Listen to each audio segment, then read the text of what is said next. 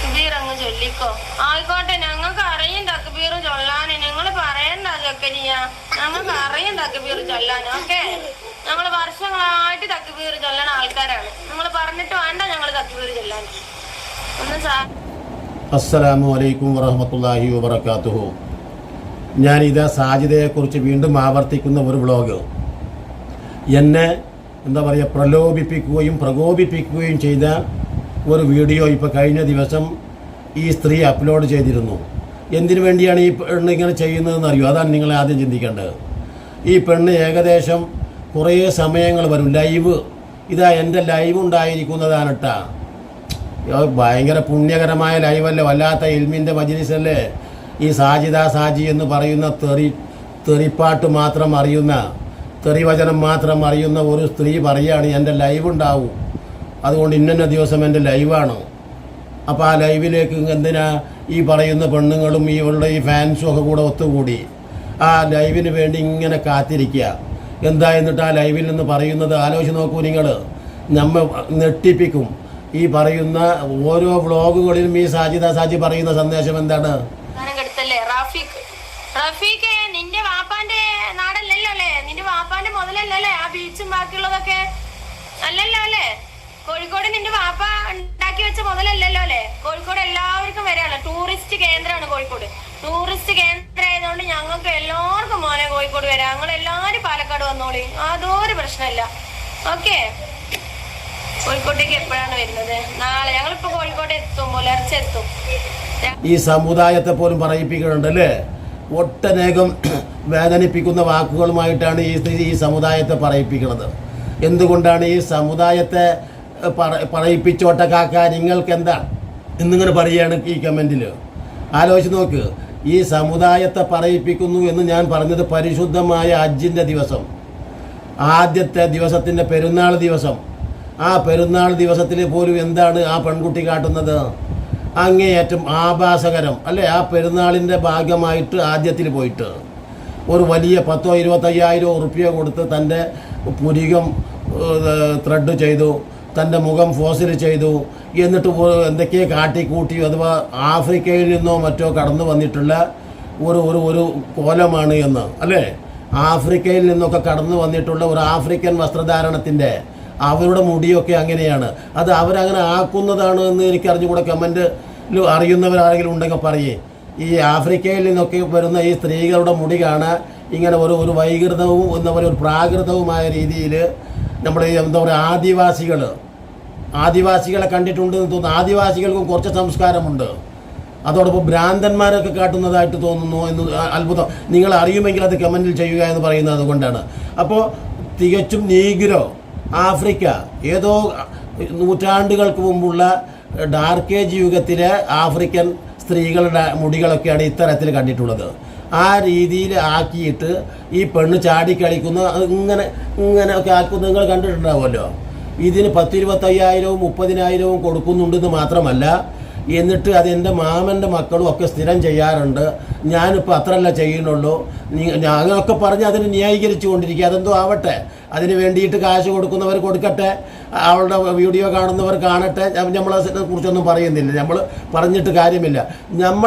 എന്നെ സംബന്ധിച്ചിടത്തോളം വേദനിപ്പിച്ച സംഭവം എന്ന് പറഞ്ഞാൽ, ഈ പെണ്ണ് ചെയ്യുന്ന ഓരോ വൃക്രിയകളും അവൾക്ക് ഉപദേശം എന്ന നിലയ്ക്ക് നമ്മൾ ഓരോ റിയാക്ഷൻ വ്ളോഗ് ചെയ്യുമ്പോഴും അവളുടെ ഈ പ്രവൃത്തി, ഈ സമുദായത്തിനെതിരെയുള്ള ഈ അവളുടെ കല്ലേറ്, അവളുടെ പരിഹാസം, അവൾ ഏൽപ്പിക്കുന്ന പരിക്ക്, അത് ശക്തമായിട്ട് ഈ സമുദായത്തെ ബാധിക്കുന്നു എന്നതാണ്.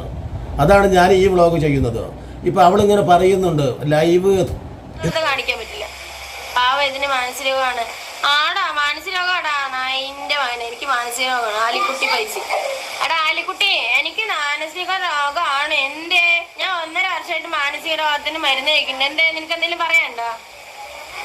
എന്റെ കമന്റ് എങ്ങനെ ഈ മക്കളെ മുമ്പിൽ വെച്ചിട്ട് ഇങ്ങനെയൊക്കെ പറയുന്ന ആ മക്കൾക്കല്ല, തെറിത്താത്തമാര് ലൈവ് ഇടുന്നത് മക്കള് കാണുന്നുണ്ട്. തെറിത്താത്തമാര് 10-15 പറഞ്ഞിട്ട് എന്നിട്ട് ലൈവ് എന്ന് പറഞ്ഞാൽ എൻ്റെ കമൻറ്റിൽ പറയുന്നത് പോലെ തന്നെ ലൈവിൽ എന്തെങ്കിലുമൊക്കെ ചിലപ്പോൾ ആളുകൾ തമാശയൊക്കെ ചോദിക്കും. ആലോചിച്ച് നോക്കണം. അതോടൊപ്പം അത് വെറുതെ എന്താ ഇപ്പം ചോദിക്കുന്നുള്ളൂ? നീ നമസ്കരിക്കുന്നില്ലേ? നീ ഖുർആൻ പാരായണം ചെയ്യുന്നില്ലേ?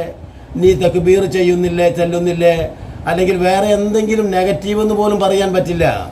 അത് പറയുന്നതോടുകൂടെ ഈ പെണ്ണിൻ്റെ സ്വഭാവം മാറുകയും അങ്ങേയറ്റം വൃത്തികേടുകൾ, ആ തെറി ലോകത്ത് ആരും ചരിത്രത്തിൽ കേട്ടിട്ടില്ലാത്ത അത്രമാത്രം വലിയ നമ്മുടെ ഈ സമുദായത്തെ പറയിപ്പിക്കുന്ന ഈ പെണ്ണൊന്നും മതം മാറിപ്പോയിരുന്നെങ്കിൽ ഈ ജസ്ന എന്ന് പറയുന്ന വലിയും വണ്ടിയും ഈ മതത്തിൽ നിന്ന് പോയി എന്നാണ് ഇപ്പോൾ പറയുന്നത്.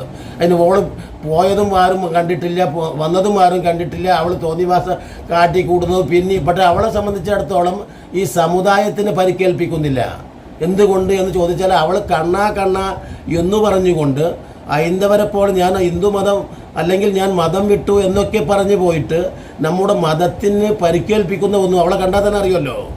അതുകൊണ്ട് ജസ്ന എന്ന് പറയുന്ന സ്ത്രീയെ സംബന്ധിച്ച് നമുക്ക് റിയാക്ട് ചെയ്യേണ്ടതില്ല. പക്ഷേ ഇവൾ ഈ സമുദായത്തിൻ്റെ ആനുകൂല്യം വാങ്ങുന്നു. അതാണ് ഈ സമുദായം എന്ന നിലയ്ക്ക് ഇപ്പോൾ ഒരു ബലിപെരുന്നാൾ നടക്കുകയാണ്. അവിടെ ഒരു മഹലിൽ ഇറച്ചി കൊണ്ടുപോയി കൊടുക്കുകയാണെങ്കിൽ ഈ സാജിദാൻ്റെ കുടുംബത്തിന് കൊണ്ടുപോയി കൊടുക്കൂലേ? അവിടെ ഒരു അയൽവാസി, ഒരു മുസ്ലിം ആയിട്ടുള്ള മനുഷ്യൻ ഒരു അറവ് നടക്കുകയാണ്, ആ സഹോദരൻ ഇവരുടെ വീട്ടിൽ കൊടുക്കൂലേ? എന്നതുപോലെ തന്നെ കൊട്ടനേകം വീട്ടുകാർ യത്തീമക്കൾ എന്ന നിലയ്ക്ക് ഇവർക്ക് നേർച്ചയാക്കിയിട്ടുണ്ടാവും. നമ്മളൊക്കെ അങ്ങനെയുള്ള ചെയ്യുക. എന്തെങ്കിലും പ്രശ്നങ്ങൾ വന്നാൽ വലിയ സംഗതിയാണ്. അള്ളാഹുവിൻ്റെ റസൂലിനോട് അള്ളാഹ് ചോദിക്കുന്നുണ്ട്, അലം യജിദ് ക യതീമൻ ഫആവ. നോക്കണം, താങ്കൾ യത്തീമാണെന്ന് കണ്ടു, അതുകൊണ്ട് പിന്നീട് സംരക്ഷണം കിട്ടി. അതുകൊണ്ട് നബി തങ്ങൾ തന്നെ 2 വിരൽ ഉയർത്തി പറഞ്ഞു, യത്തീമിനെ സംരക്ഷിക്കുന്നവരും ഞാനും ഇതുപോലെയാണ് സ്വർഗത്തിൽ. ഇതിൻ്റെ അടിസ്ഥാനത്തിൽ വിശ്വാസികളായ മുഅ്മിനുകൾ ഈ പറഞ്ഞ കുടുംബത്തിന് നല്ല സഹായം കൊടുക്കും. പക്ഷേ ഈ പെണ്ണെന്താ ചെയ്യുന്നത് എന്ന് നിങ്ങൾ കണ്ടല്ലോ. ആഫ്രിക്കൻ മോഡലായി മാറി ലോകത്ത് ഏറ്റവും വലിയ എന്തോ എനിക്ക് തോന്നിയതൊരു ഗൃഹജീവിയോ മറ്റോ ആണോ എന്ന് വരെ തോന്നിപ്പിക്കുമാറ് ഉള്ള ഈ കോപ്രായങ്ങളും ഒക്കെ കൂടെ കാട്ടിയിട്ട് എല്ലാ ആളുകളോടും അവൾ പറയുകയാണ് ഈ ബക്രീദ് ആശംസകൾ, ഈദാശംസകൾ എന്ന് പറഞ്ഞുകൊണ്ട് നിങ്ങളെല്ലാവരും മക്കളെ ഇത്തരത്തിലുള്ള ഈ കോലം കെട്ടണം, ഇത്തരത്തിലുള്ള ഈ പറയുന്ന ഏതോ ഒരു പൂജപ്പുരെ ഏതോ ഒരു സ്ഥലത്ത് എന്തോ ഒരു എന്താ പറയുക, ഈ പുലികേശ്ശേരി ഒരു എന്താ പറയുക എനിക്ക് അറിഞ്ഞുകൂടാതാണ്, ഒരു പ്രത്യേക ബാർബർ ഷോപ്പോ മറ്റാണെന്ന് തോന്നുന്നുണ്ട്. അതോടൊപ്പം തന്നെ ഇതൊക്കെ ചെയ്യുന്ന അവിടെ വന്ന് നിങ്ങളെല്ലാവരും എങ്ങനെയെങ്കിലും പൈസ ഒപ്പിച്ചിട്ട് നിങ്ങളെല്ലാവരും ഇത്തരത്തിൽ ചെയ്യൂ. അതാണ് ഇപ്പോൾ ഇവൾക്ക് പെരുന്നാൾ മെസ്സേജായിട്ട് കൊടുക്കാനുള്ളത്. പിന്നെ ലൈവിൽ അത് കൂടാതെ ഈ ലൈവിൽ വന്നുകൊണ്ട് ലൈവ് എന്ന് പറയാൻ പ്രധാനം തന്നെ കാരണം എന്താ വെച്ചാൽ ഈ ലൈവ് കൂടുതൽ ആളുകളിൽ ശ്രദ്ധ എത്തിക്കുകയും അതോടൊപ്പം തന്നെ കൂടുതൽ പ്രേക്ഷകർ ഉണ്ടാവുകയും. അതാണ് എന്തുകൊണ്ടെന്നാൽ ഈ ലൈവിൽ എന്തൊക്കെയാണ് പറയുന്നത്, അതാണ് ലൈവ് അപ്പം തന്നെ നോക്കി അതിന് റിപ്ലൈ കൊടുക്കുകയാണ്. അപ്പോൾ അതിന് കൂടുതൽ പ്രേക്ഷകർ കാണികളുണ്ടാവും. അപ്പോൾ കൂടുതൽ ഇവൾക്ക് യൂട്യൂബിൽ വരുമാനം കൂടും. അത് തന്നെ ലക്ഷ്യം. അപ്പോൾ അതിൽ പച്ചയായിട്ട് അവൾ മാത്രമല്ല അവൾ ഈ വൃത്തികേടുകൾ പച്ചയായിട്ട് കേൾക്കാമല്ലോ, ആ കേൾക്കാൻ നല്ല രസം എന്ന നിലയ്ക്ക് ആളുകൾ. അപ്പോൾ അവളോട് എന്തെങ്കിലും ചോദിക്കുന്നതാണ്, മോളെ നീ തക്ബീർ ചെല്ല് അല്ലെങ്കിൽ വേറെ എന്തെങ്കിലും പറയുക. അപ്പം അതിന് കൊടുക്കുന്ന അങ്ങേയറ്റം തെറിപ്പാട്ടുകൾ തുല്യതയില്ലാത്ത ഞാൻ ആദ്യം തുടക്കത്തിൽ തന്നെ വെച്ചതും അതാണ്. ഇപ്പോൾ ഈ തെറിപ്പാട്ടും ഒന്ന് കണ്ടു നോക്കൂ. തെറിത്താത്തമാര് ലൈവ് ഇടുന്നത് മക്കളെ കാണുന്നുണ്ട്. തെറിത്താത്തമാര് 10-11 മണിക്ക് കുറെ തെറിത്താത്തമാര് ലൈവ് ഇടുന്നുണ്ട്. അതൊക്കെ 10, 16, 17, 4 വയസ്സായ മോനടക്കം കാണുന്നുണ്ട്. ഓക്കെ, അവരിനെന്തൊന്നും ഇല്ലാത്ത എന്നെ മാത്രം എത്ര കുത്താൻ എന്ത്, ഞാൻ അതിന് മാത്രം എന്ത് തെറി പറഞ്ഞതില്? എന്നോട് ഇങ്ങോട്ട് എങ്ങനെയാണ് തെറി വിളിക്കുന്നത് കമന്റില്, അങ്ങോട്ടും അങ്ങനെ ആയിരിക്കും. ഇല്ലേ, നല്ല രീതിയിലാണോ? ഞാനും നല്ല രീതിയിലാണ്. മോളെ എനിക്ക് മരിച്ചു പോണ്ടേ എന്ന് ചോദിച്ചാൽ എന്താ പറയുന്നത്? ഈ മരണത്തെക്കുറിച്ച് നിങ്ങളെക്കായും ചിന്തിച്ച് നടക്കുന്ന ആളാണ് ഞാൻ 2-3 പ്രാവശ്യം അങ്ങോട്ട് മരിച്ച ആളാണ്. എന്ന് പറഞ്ഞാൽ ആത്മഹത്യാശ്രമം നടത്തി എന്തൊക്കെയാണ് ചെയ്തതാണ്. അപ്പം ഞാൻ മരണത്തെക്കുറിച്ച് നല്ല ചിന്തിക്കും. എനിക്ക് മരണത്തിൻ്റെ അനുഭവം തന്നെ അറിയാം. ഇട്ടിട്ട് പോയിട്ടുണ്ടെങ്കിൽ പെണ്ണാണല്ലോ, ആ ആണുണ്ടാക്കി 5 മക്കളെ നോക്കണല്ലേ, ആണല്ലോ. അത് നീ സമ്മതിച്ച് തരണം കേട്ടോ മോനെ. അപ്പൊ ആണ് പേടിച്ചിട്ട് പോയാ പെണ്ണ് രംഗത്ത് ഇറങ്ങും, പെണ്ണ് ഇറങ്ങും മോനെ. അത് അങ്ങനെയാണ്. ഇതുവരെ 10-14 കൊല്ലം റൂമിന്റെ ഉള്ളിൽ ചുമരിന്റെ ഉള്ളിൽ നോക്കിയിട്ട് ഇരുന്നിട്ടുണ്ടായിരുന്നു. ആ ആണ് ഇട്ടിട്ട് പോയി പെണ്ണ് ഇറങ്ങേണ്ട അവസ്ഥ വന്നാ ഇറങ്ങന്നെ ചെയ്യും. അതിന് നിങ്ങൾ ആരും ആണുങ്ങളെ ചൊട്ടിച്ചിട്ട് കാര്യമില്ല. അത് നിങ്ങളുടെ ആണുങ്ങളുടെ വരുന്ന തെറ്റാണ്. ഓക്കെ, ഉണ്ടാക്കാൻ മാത്രം പഠിച്ചാ പോരാ. അത് എന്ന് പറയുകയാണ് ഈ പെൺകുട്ടി. ആലോചിച്ച് നോക്കുക, അള്ളാഹുവിൻ്റെ റസൂൽ മരണ സദസ്സ് എന്ന് പറയുന്ന ആ സദസ്സിന് പോലും ചിരിച്ചവനെ താക്കീത് ചെയ്തിട്ടുണ്ട്. എന്താ കാരണം? മരണ സദസ്സിൽ ചിരിക്കുക എന്ന് പറഞ്ഞാൽ മനുഷ്യനും ജിന്നും ഒഴികെ മറ്റെല്ലാ ജീവികളും ആലോചിച്ച് നോക്കണം. അങ്ങേയറ്റം വേദനയിൽ നിൽക്കുക, ഒരു മരണം നടക്കുന്ന സദസ്സ്. അള്ളാഹുവിൻ്റെ റസൂൽ അങ്ങനെ ഒരു സദസ്സിൽ നിന്ന് ചിരിച്ചവനെ താക്കീത് ചെയ്തിട്ടുണ്ട്. ഉണ്ടാക്കണ സുഖം മാത്രം ഉണ്ടായ പോരാ, പെണ്ണുങ്ങളെ എങ്ങനെ, കെട്ടിയോളമാരെ എങ്ങനെ നോക്കാം, അവരുടെ മക്കളെ എങ്ങനെ നോക്കാന്നും കൂടി നിങ്ങൾ പഠിക്കണം. അതിൽ നല്ല കുറെ ആൾക്കാരുണ്ട്, പക്ഷെ ഉണ്ടാക്കാനായിട്ട് നടക്കുന്ന കുറെ എണ്ണമുണ്ട്. ഉണ്ടാക്കി വിട്ടിട്ട് അതുകൾക്ക് ഒരു ഡ്രസ്സ് എടുത്തു കൊടുക്കാണ്ട് വേറുള്ള എടുത്തു കൊടുക്കാണ്ട്. അത് എന്റെ ഇക്കാനല്ലാട്ടോ പറയുന്നേ, വേറെ കുറെ ജന്മങ്ങൾ ഇറങ്ങിയിട്ടുണ്ട്. ഉണ്ടാക്കാൻ മാത്രം അറിയും, അതുകളിൽ ഒന്ന് ഡ്രസ്സ് എടുത്തു കൊടുക്കാനോ അതുകൾക്കൊന്ന് പുസ്തകം വാങ്ങിക്കൊടുക്കാനോ ആ കെട്ടിയുള്ള നല്ലപോലെ നടത്താനോ.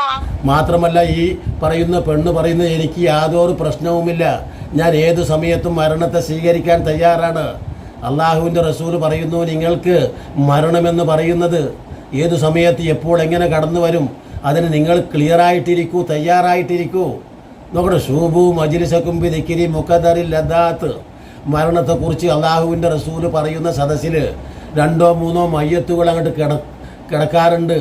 അള്ളാഹുവിൻ്റെ റസൂൽ എല്ലാ മജ്ലിസുകളിലും സദസ്സുകളിലും മരണത്തെക്കുറിച്ച് പറയും.